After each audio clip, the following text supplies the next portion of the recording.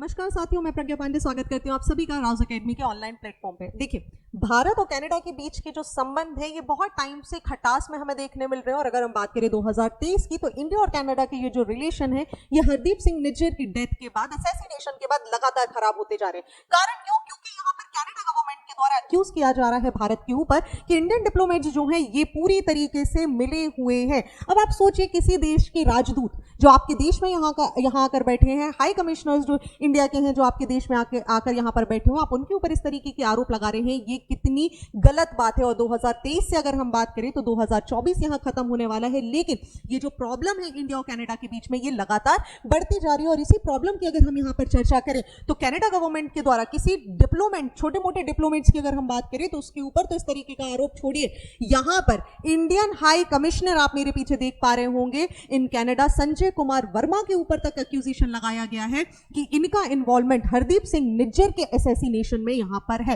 अब देखिए प्रॉब्लम क्या है। एक तरफ जब जस्टिन ट्रूडो यहां पर अभी कुछ दिन पहले भारतीय प्राइम मिनिस्टर से मिलते हैं तो वन नेशन के कॉन्सेप्ट को सपोर्ट करते हैं कि हम भाई भारत का विभाजन नहीं चाहते, और जैसे ही ये स्टेटमेंट यहां पर देते हैं, सडन यहां पर इनके कनाडा में अगर हम बात करें अचानक से फिर कुछ हलचल मचती है। फिर खालिस्तानी मूवमेंट यहां पर करने वाले वो सारे के सारे विरोधी लोग जो भारत के अगेंस्ट यहां पर इस तरीके की चीजें कर रहे हैं, ये जस्टिन ट्रूडो पर फिर से प्रेशर बनाते हैं। और एक हफ्ता हुआ नहीं था कि जस्टिन ट्रूडो यहां पर फिर से भारत को अक्यूज करने लगे। हालांकि Justin Trudeau again one nation के कॉन्सेप्ट को सपोर्ट करते हैं, लेकिन क्योंकि कनाडा में चुनाव आने वाले हैं, इसी के चलते अगर हम बात करें तो इनका जो कॉन्सेप्ट है वो कुछ इस तरीके से हमें देखने मिल रहा है कि जब भी आपको चुनाव जीतना है, भारत के ऊपर यहां पर आरोप लगा दीजिए, और हमेशा कहीं ना कहीं खालिस्तान का कोई मूवमेंट हमें देखने के लिए मिल जाता है। और जैसे ही इन्होंने यहां पर इस तरीके के आरोप लगाए, भारत ने तुरंत एक्शन लिया और अपने हाई कमिश्नर्स को कनाडा से वापस बुला लिया। और भारत ने इतना बड़ा स्टेटमेंट रिलीज यहां पर कर दिया कि आप जो हमारे डिप्लोमेट्स को यहां पर टारगेट कर रहे हैं, जो कनाडा में हमारे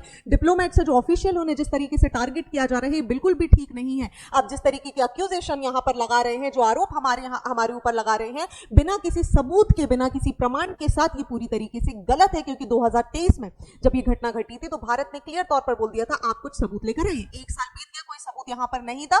सबूत को बनाया जा रहा है, गढ़ा जा रहा है, क्या किया जा रहा है, we have no clue about it. But India ने यहां पर बोल दिया है कि ये जो बेसलेस तरीके से आप इंडियन हाई कमिश्नर्स को यहां पर टारगेट कर रहे हैं, हमारे ऑफिशियल्स, हमारे डिप्लोमेट्स को टारगेट कर रहे हैं, ये भारत की इंसल्ट अकेले नहीं है, बल्कि वियना कन्वेंशन के अनुसार भी आप ऐसा नहीं कर सकते हैं। मैं भी आपको बताऊंगी कि वियना कन्वेंशन में यहां पर किस तरीके की इम्यूनिटीज डिप्लोमेट्स को दी गई है। साथ ही यहां पर यह भी बोला गया कि ये जो एटमॉस्फेयर है ना, जो एक्सट्रीम वायलेंस का एटमॉस्फेयर है जस्टिन ट्रूडो की गवर्नमेंट में, देखिए स्टेटमेंट बहुत इंपॉर्टेंट है, आप यहां पर समझिए गवर्नमेंट क्या लाइन इस्तेमाल कर रही है। कनाडा गवर्नमेंट की जगह यहां पर लिखा गया है, जिस तरीके का ये जो एक्सट्रीम वायलेंट वाला नेचर हमें देखने मिल रहा है, एटमॉस्फेयर देखने मिल रहा है ट्रूडो गवर्नमेंट में, दिस इज नॉट करेक्ट। यहां पर हमारे लोग सुरक्षित नहीं है। आए दिन भारतीयों के ऊपर, हमारे डिप्लोमेट्स के ऊपर किसी ना किसी तरीके के थ्रेट्स हमें देखने के लिए मिलते हैं, और इसी के चलते हमारा अब किसी भी तरीके का कोई विश्वास कैनेडियन गवर्नमेंट में यहां पर नहीं रह गया है। जो करंट कैनेडियन गवर्नमेंट है, भारत की जो सिक्योरिटी है, हमारे जो लोग हैं, इनकी सिक्योरिटी यहां पर हमें देखनी होगी, क्योंकि हमारे लोग आपके देश में सुरक्षित नहीं है।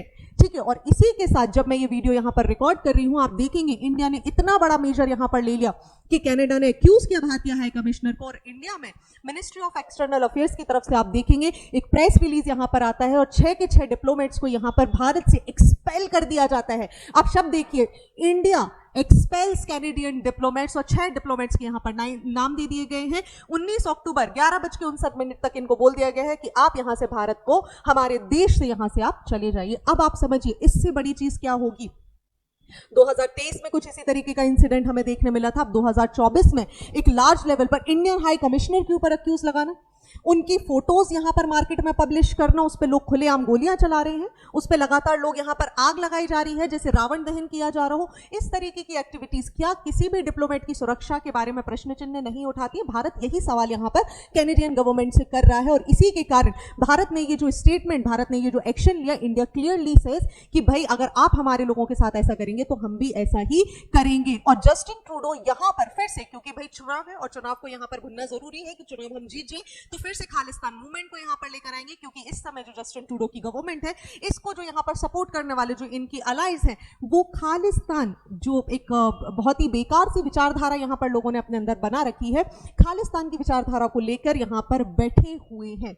और इसी के साथ आप देखेंगे जस्टिन ट्रूडो यहां पर बोल रहे हैं कि भाई भारत ने ये जो किया है ना, ये फंडामेंटल एरर है। हमारे देखिए संबंध कितने अच्छे, हम दोनों आपस में एक दूसरे के साथ कितने अच्छे से काम कर रहे हैं, लेकिन भारत ये जो कर रहा है ना, ये पूरी तरीके से गलत है। अब आप समझिए, भारत अगर चाहे ना तो इस हरकत के खिलाफ इंटरनेशनल कोर्ट्स तक जा सकता है, और कनाडा को ये बहुत ज्यादा भारी पड़ जाएगा, क्योंकि याद करिए अभी ब्रिक्स समिट यहां पर होने वाली है, इंडिया यहां पर रशिया से मिलेगा, और यूएस के दिल में आपको पता है अपने आप हलचल मचने लगती है जब भी इंडिया रशिया के साथ यहां पर क्लोज अलाई करने की कोशिश करता है। इसी के साथ एक ऐसी कंट्री जो कि G7 भविष्य में होस्ट करने वाली है, वहां से भारतीयों का अपने डिप्लोमेट्स को वापस बुलाना कहीं से कहीं तक भी ठीक नहीं लगता है, और इसी के कारण आप देखेंगे कनाडा के ऊपर फॉर श्योर यहां पर अभी नहीं तो कुछ टाइम बाद यहां पर यूएस का प्रेशर डेफिनेटली हमें देखने के लिए मिल सकता है, क्योंकि 1961 का Vienna convention on diplomatic relation article 29 यहां पर बोलता है कि जो भी व्यक्ति, जो भी पर्सन डिप्लोमेटिक एजेंट है, वो यहां पर दे शैल बी इनवायोलेबल,